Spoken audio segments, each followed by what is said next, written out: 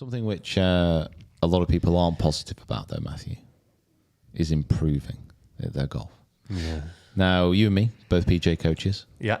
We both coach. Well, I certainly coach. You still coach. You coach a little bit on Skiller still. Check out Mr. Fryer on Skillist. Mm-hmm. And Andy Carter while we're at it, because he gives lessons as well, and he'd be probably in the group chat when he listens to this. Like, why are you talking about my lessons? There you go, Andy. Yeah. That's actually how he talks in real life as well. He puts on this camera voice. Yeah. But like as soon as you talk to him in front, really weird. Like off camera, like, dead nasally. Yeah. Carl's like you got a block nose. Yeah. And he's from Chorley, was that? That's I don't know. Or something. It's just like a generic no. Northern, right? Yeah. Just a generic northern. He lives in Bristol now. He lives in Bristol. Definitely going to get in the comments. Now. Yeah. These are Bristol. Bristolian accent. Bristolian. Yeah, Bristolian. Yeah. You get on Skillist. I can't.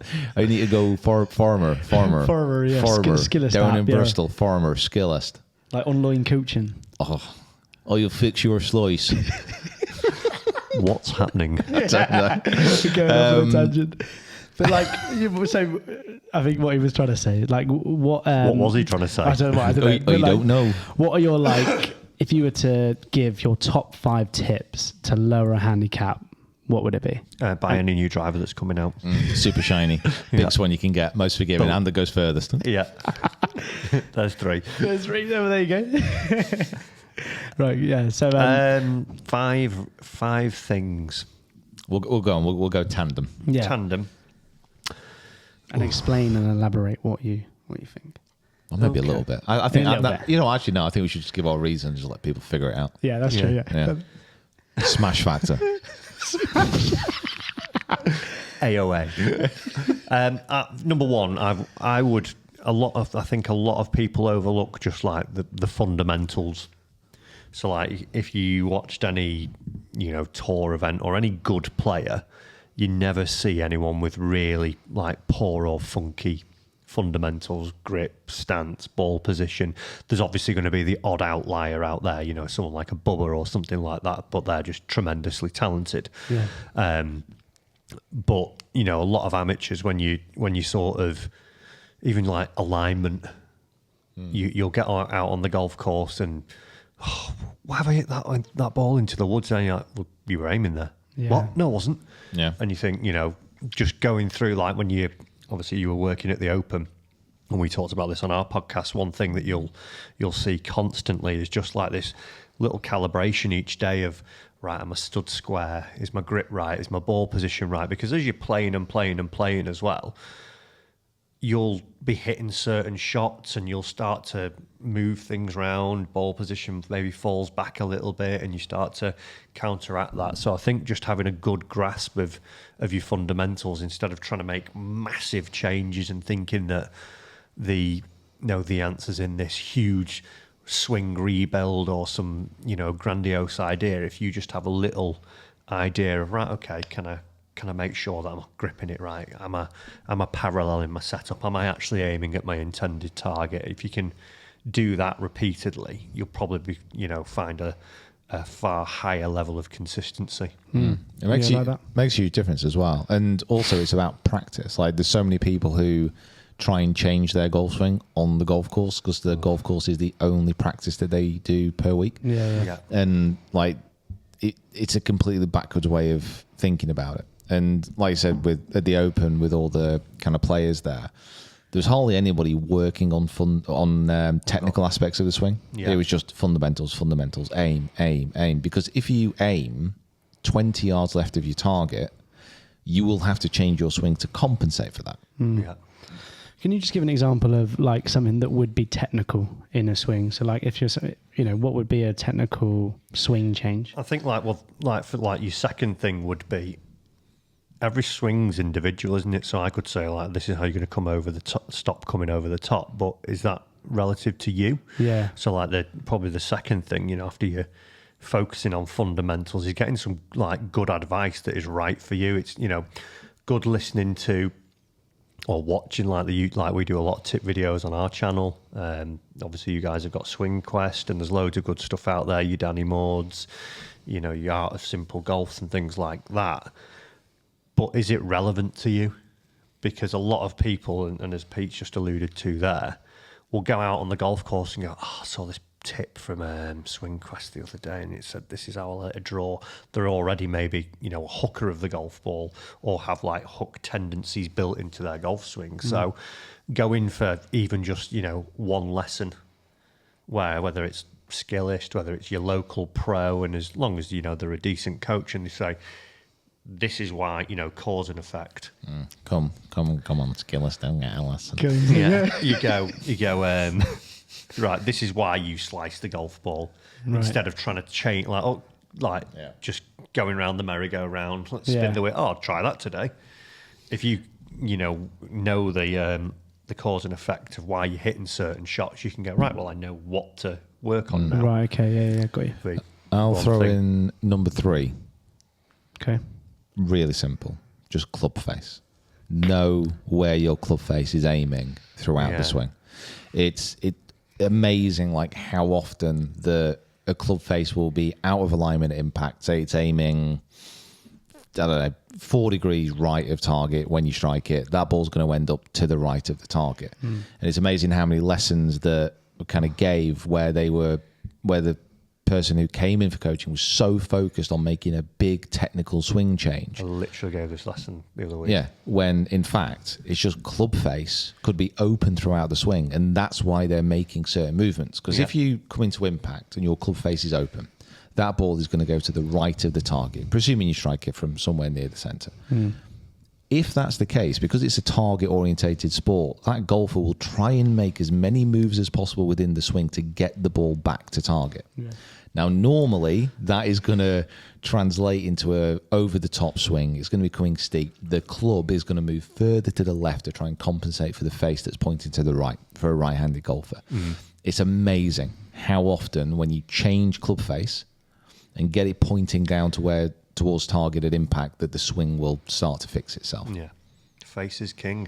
Face is king. I remember when Podre came on the podcast, he said, like, if I was to have an amateur from the start, what I'd get them to do is either hit like a massive slice, and then if they're hitting a massive slice, then I'm going to try and get them to do a massive draw. Yeah. Because then it like allows them to, what did he say? It was something like, it allows them to understand where the club face is and how to get the club face delivered. I literally gave that lesson the other day. A guy was a huge hooker of the golf ball.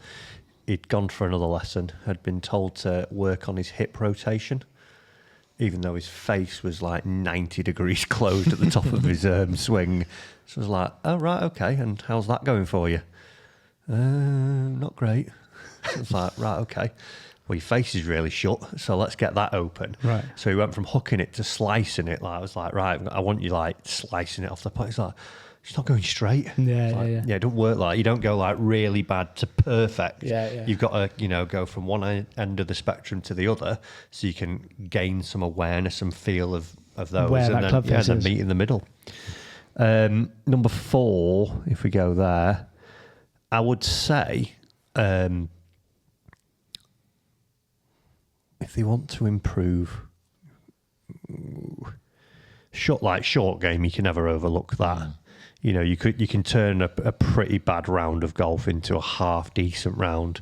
If you're not hitting it great off the tee, and you're not hitting your irons in great or woods in great, but if you wedge well from, and even if we said 50 yards, and then if you can have a reliable pitch in action, and you can hole some putts from inside 6 foot, you'll start to see, it'll be the quickest way you can knock strokes off, because we're all not gifted athletically like a Bryson or a Rory to go and fly the ball 320 through the air and move as quickly as they can, but from 50 yards we'll generally be able to create the same swing speed and impact factors as they can. So, and putting doesn't really require any athleticism, does it? So, everyone can become a great putter. Yeah. It's pretty simple to do that. Yeah, I think that's what I'll throw in as number 5.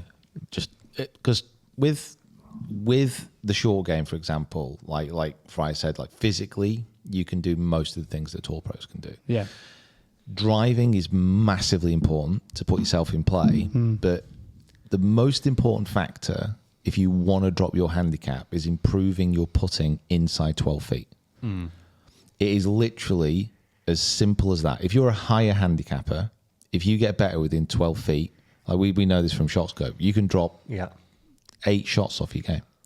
Yeah. Because like the amount of people who kind of, let's say, miss a 10-foot putt when compared to a lower handicap. Even 3-putt from that. 3 putts, yeah. It's huge. Like on the green, you can make the biggest strides in the quickest amount of time. Yeah. I used to love it, and you'll resonate with this. You know, when you used to do the assessment lesson at Trafford, so it was a lesson where you would get your first lesson. You come to Trafford, and it was like 35 quid, was it, for the hour assessment? 35, yeah.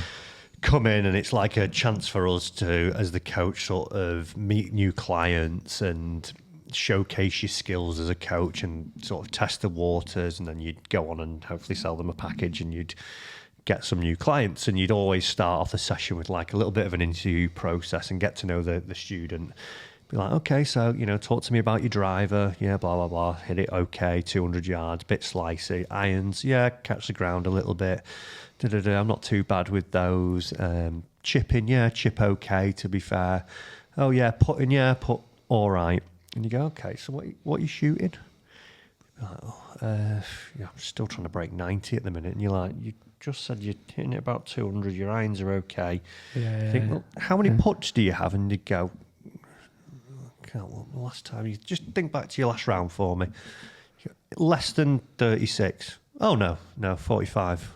And you're like, what? And you think, right, well, if we took 10 of those off, which is 2 putts per green, you've shot, you know, you comfortably broke 90. What do you want to work on? Can we get the driver out, please? Well, yeah. Always the way, and then rightly so. And you're not going to sell them a package if you just work on the putting, man. Yeah. You just gloss over that bit. Yeah. So it was always like quite interesting, and it would have been like I'd always make a point with mine, like, right, if like say they were doing 5 lessons, it'd be like one of those is on putting, and it's probably going to be like your second lesson, because we'll see, number one, a quick dive in those scores, and that'll give you a bit of a buzz, a great feeling, like, oh, I just shot my best round ever, and you don't really feel like you've done a lot to do it. Yeah. So yeah, it is a quick way to knock a lot of strokes off there, just counting them up and being good inside 12 feet in your lag putts. Yeah. It's just it's so simple. It's so simple, but it's not sexy. Is no, it? and it's also like well, everything that we've spoken about pretty much there, like with alignment, with fundamentals, you know, with club face, all these things. None of them are that exciting, and often they're very boring to work on, and that's why people avoid them. Yeah. Like people would much rather be able to hit it 300 yards than make sure they don't 3-putt. It's amazing how many alignment canes have been sold, considering how little alignment is worked upon, isn't it? Yeah, but like you know, those bag towel holders that people have got. I tell you what, it's one thing we saw though. Like every single tour pro at the Open, every single tour pro had 3 alignment sticks. Yeah, down. 2 on the path, and then 1 on the feet. Like the multiple ways of using them. Right. Like the amount of setups and the amount of like drills they were using, like mostly all based around alignment, club face or body. Plane. Everyone was doing it. Yeah. So just like going back to just basics, like the fundamentals are just... Yeah, it's massive. It's so massive. Yeah. And with that, our new alignment sticks are coming on sale this Christmas.